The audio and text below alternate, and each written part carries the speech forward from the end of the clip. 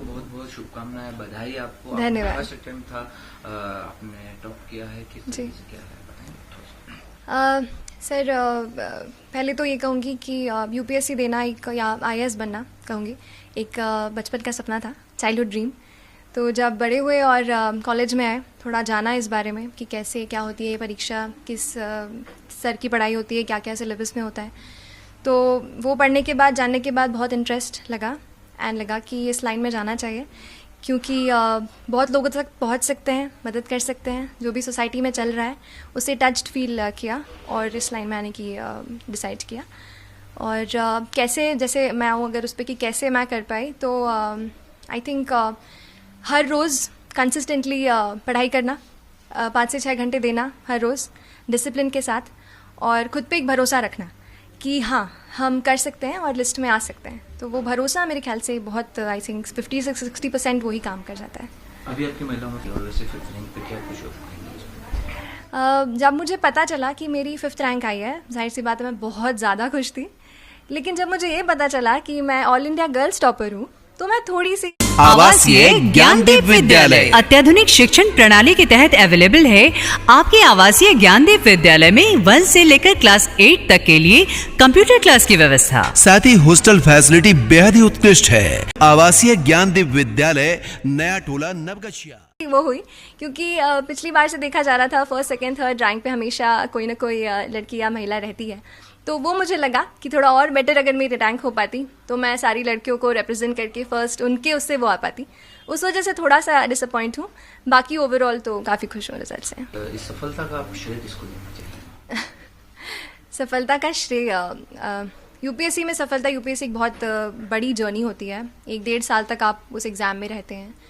तो बहुत सारे लोग हैं, मेरे मम्मी पापा सबसे पहले, जिन्होंने हमेशा सपोर्ट किया, जो भी प्रॉब्लम्स आई हमेशा मोटिवेट किया। मेरे कुछ खास फ्रेंड्स हैं जिनसे मैं कनेक्टेड रही, और कभी भी दिक्कत होती थी मुझे हमेशा विश्वास दिलाते थे कि मैं कर पाऊँगी। और मेरे भाई, फैमिली मेम्बर्स, और जो भी टीचर्स, मेंटर्स रहे हैं, जिनकी मैंने टेस्ट सीरीज़ ली या जो भी जिनसे पढ़ा, वो भी उनको भी मैं श्रेय देना चाहूँगी इसके रिज़ल्ट का। आपका फर्स्ट अटेम्प्ट आपने कब किया, कहाँ से किया, अपने एजुकेशन के बारे में? मेरी स्कूलिंग सबसे पहले तो बताऊंगी कामिल कॉन्वेंट स्कूल BHEL से हुई है, और उसके बाद मैंने ग्रेजुएशन किया LNCT से केमिकल इंजीनियरिंग में, और मैं 2018 यानी लास्ट ईयर ग्रेजुएट हुई हूँ।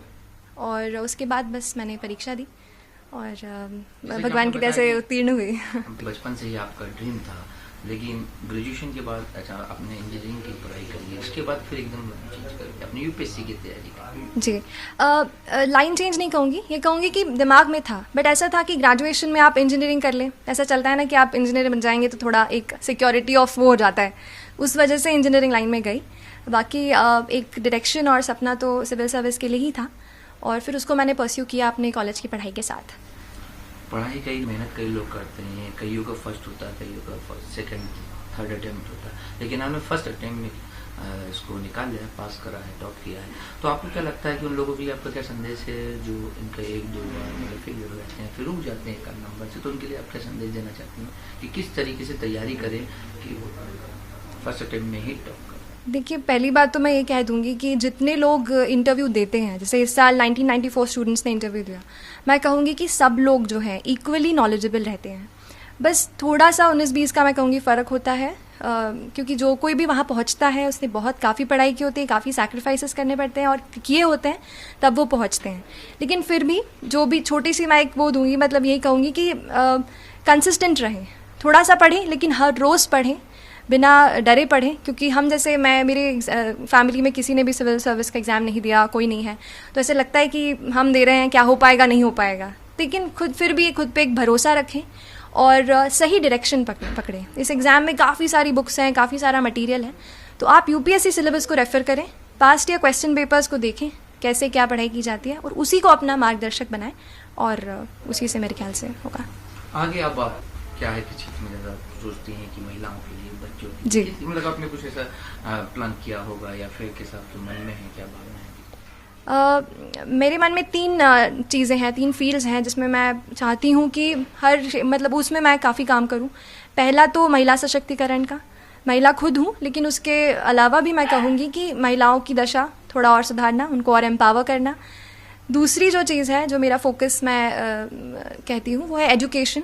एजुकेशन हमारे भारत के लिए बहुत ज़्यादा इस वक्त बहुत ज़रूरी है। बहुत सारा यूथ है, अच्छे से पढ़ेगा तो कंट्री भी आगे बढ़ेगी। और तीसरा जो मैं कहूँगी, आई थिंक ये दो मेरे दिमाग में अभी आ रहे हैं। कई बार शिकायत करते हैं, हम लोग भी जाते हैं, हम लोग को मिलते हैं और अक्सर हम खबर देखते हैं कि बच्चे जो मोबाइल में जो एडिक्ट हो जाते हैं, इसमें गेम में या फिर व्हाट्सएप में, फेसबुक, सोशल मीडिया पे जी जी जी जी, कहीं ना कहीं पढ़ाई छूट जाती है। तो ऐसे बच्चों के लिए आप क्या संदेश देना चाहेंगे? ये तो बहुत इम्पॉर्टेंट सवाल है, एस्पिरेंट्स के लिए भी और जनरल बच्चों के लिए भी। अभी हुआ ये सर, इंटरनेट हमारे लिए सबसे इम्पॉर्टेंट चीज़ है। मैंने भोपाल से पढ़ाई किया, इंटरनेट में काफ़ी टाइम गुजारा, उसी से पढ़ाई लिखाई सब वहीं पे, लेकिन वो सबसे बड़ा डिस्ट्रैक्शन भी है। तो हमें ये ध्यान रखना है, पढ़ते हैं तो कोई भी सोशल नेटवर्किंग साइट से दूर रहें, और बच्चे हैं तो गेम्स एंड ऑल से तो दूर ही रहें। थोड़ा बहुत तो चलता है, डेफिनेटली हम रोबोट्स नहीं हैं, ह्यूमन बींग्स हैं, तो एंटरटेनमेंट चाहिए, लेकिन उसके अलावा हम ध्यान रखें कि हमारा जो लक्ष्य हमने डिसाइड किया है, जिसे हम पाना चाहते हैं, उसे उसके लिए निरंतर प्रयास करें।